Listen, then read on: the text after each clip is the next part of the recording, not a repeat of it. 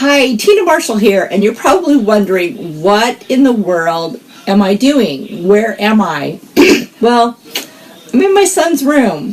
So my topic today is life with a boomerang child. Now, I know that many of you can understand and feel my frustration when you you go through life and you get your kids graduate from high school and they're going off to college or they're busting out on their own.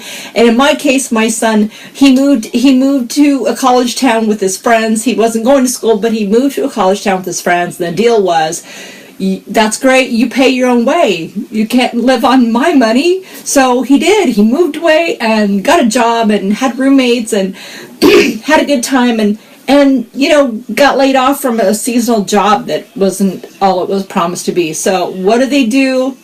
Yeah, call up mom and dad. So had to move home, and so which we were good with. We're fine. We've got a great relationship with our son, and but we had kind of gotten used to the empty nester. We were having some fun and enjoying the no responsibilities of having to make dinner and clean and all that, just an extra person, and we were really coming into our own time as a couple of just doing our own thing, both of us. And then he came home. And in fact, this beautiful room was in the middle of remodel. I picked the color myself. I love this color. And this was supposed to be my office, and he took it. So he moved back home with all of his stuff and his posters and his computers and his stuff. And so he made my pretty room back into his room. This was his childhood room, but it was going to be my room. Anyway, so I'm going to share some tips of how to survive a boomerang child and what to do with boomerang child. So first of all, when they come home, is you gotta charge rent of some sort. Not a free ride. They were paying expenses when they were living out on their own, or maybe they're in a dorm, or they got roommates, and it costs them money. And so they need to understand that just because they move home, it's not a free ride. So however that looks for you, they got to pay rent. They got to pay for their own car, their own insurance, their own cell phone. And mine, it took him a couple months to find a job because of the time of year he moved back home. This is we're in a tourist town, and so we're heavily dependent on jobs for, in the summer and spring and summer. So that's one thing. So they have to get a job. They have to have a timeline for what is your plan to move out of my house again. So, for us, it was you get a job, save some money, do some stuff, and he's still here. But that's okay. We're good with that. He does have some goals. He does want to move. He doesn't want to live with mom and dad forever. So he's gonna leave. He's gonna leave sometime. And he actually has a plan. So I won't divulge his plan on my broadcast. But he's talking. He's got a plan. So you got to have a timeline. When are they gonna move? And the next thing is you got to divide up the chores and responsibilities. So it's not a free ride. And just because you moved back into my house doesn't mean that I'm gonna pick up after you. Make them do their own. They got to do their own laundry. They got to take care of their own space. As you can see, the bed's not made. I've come in here and there's water bottles and stuff. But you know what?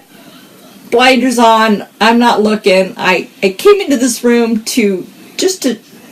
for my story and to share that I'm coping. Someday I'll get my office back, but I'm coping. So gotta divide up the responsibilities and the chores.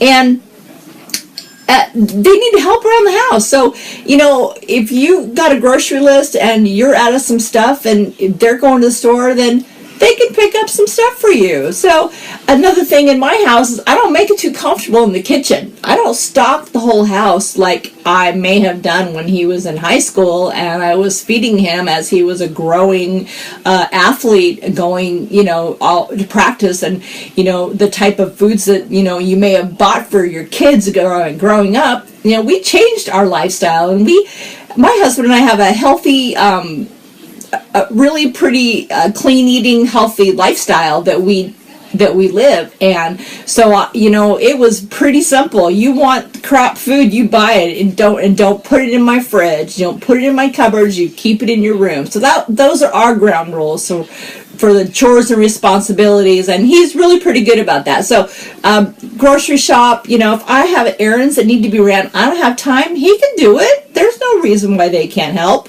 So then the next thing topic is house guests and behaviors in your house. So now I'm not talking about my son, because he's kind of a recluse guy, and he's a homebody, and so we've worked out really well with that. But what happens if your son or daughter wants to bring friends or guests, or maybe a girlfriend in, or maybe a boyfriend in? There's got to be some boundaries and some expectations of what is allowed in your house.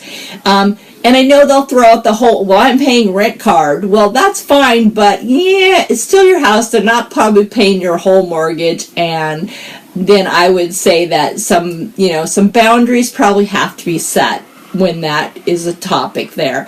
But I say we've been very lucky that that's not an issue for us. But I know some of my friends it can be, and anyway, so I guess if they want to have that's disclosure and full free reign of your house, then maybe it's time to move out, and they can have it in their own house. So that's another thing. So leading up to this, the whole dynamics of your relationship can change. It can go through ups and downs. And I know in the beginning, when he first moved home, it was like, okay, you get a job, you've got, he didn't have a car payment, but, get a job, I'm paying for your insurance, I'm paying for your phone because you're broke, and, you're frustrated because you don't want to be the B word and be a nag, but you're like, come on, enough's enough, because I ain't supporting your ass, that's for sure. But so there's got to be, so we went through that little up and down, and it's like, they don't want to be so dependent on us either. They really want their independence back. So there's got to be some give and take, and you got to get through it. But as your relationship changes from being mom and dad and being in control of them to being more like roommates than mom and dad. And luckily for us, that really has what's been involved. We really are more like roommates. He works totally different shifts than my husband works. It works well. And so I just want to tell you that the whole Boomerang Child thing, it's not a negative. Sometimes it's like, oh, the kids are moving back home and they feel obligated, but it's not a bad thing, and we've made it a positive thing, and we're all very close. My son's an only child, and but we've always been straight shooters, responsible. This is what you've got to do, and you've got to be responsible. And he's come a long ways since he's been back home, and he's got a great job, and he makes good money, and he bought a truck on his own. We've taught him well. He bought a truck, and he's responsible. His own insurance, his own phone, he pays, and so he pays his way, and he's making plans. But anyway, I want to hear your thoughts. So tell me your thoughts below. And also, if you got some tips for me, hey, shoot me a message. I'm open for it. But anyway, I'm looking forward to seeing that my pretty paint is still nice, and I might move my office down here, and he might not have a place to come back home to, and he might have to be gone for good. But anyway, thanks for watching, and I hope that you're having a fantastic day. Bye!